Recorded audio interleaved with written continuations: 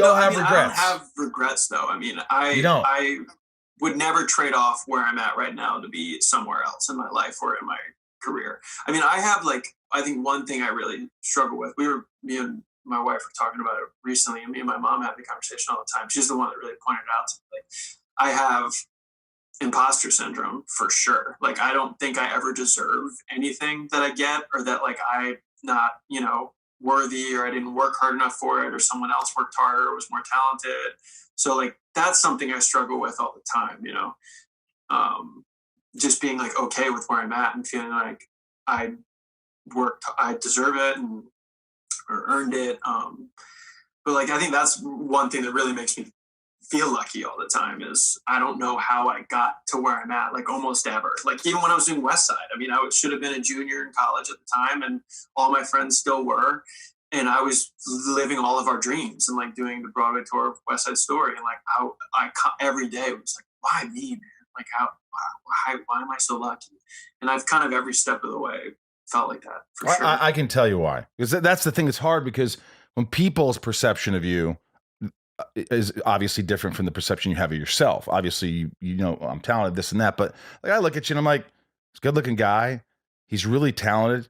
But all that aside, the best trait about you from just knowing you, and I think which is the most important with anybody, is who they are as a person. People see that, and if it translates, they want to be around you. They like you're very likable. That's a huge thing.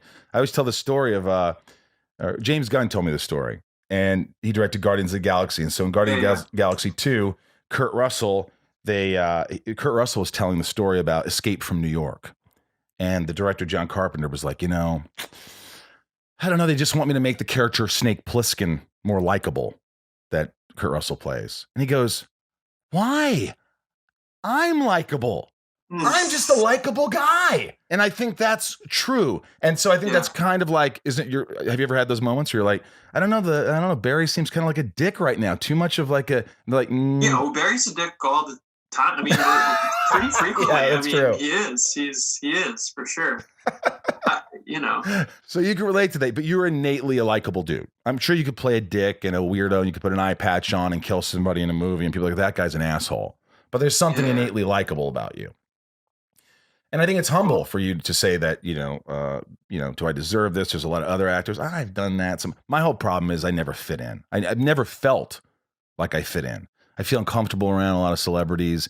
I put on an air of like, look at me, I'm confident, and I could turn that on. But me too. But the reality is I'm always kind of going, oh shit, because you want to be liked, you want to be accepted. And that's I've talked about that. Have you ever dealt with anxiety in your life, any kind of depression or any kind of like? Yeah. I've since really young. Since probably 4 or 5, I've dealt with like anxiety, depression. Like I had really weird, anxious type dreams as like a really young kid, and I don't want to get too into it, but like we before we got married, we started doing couples therapy just to like, be ready for marriage before there was really nothing going on in the marriage. And then all kinds of things for both of us start to like come to the surface, and as good for us as a couple and like as individuals, and all kinds of, I knew I had always dealt with anxiety, but putting like, getting pinpointed ideas about where things started and why you were feeling that way. Anxiety is ever present in my life for sure.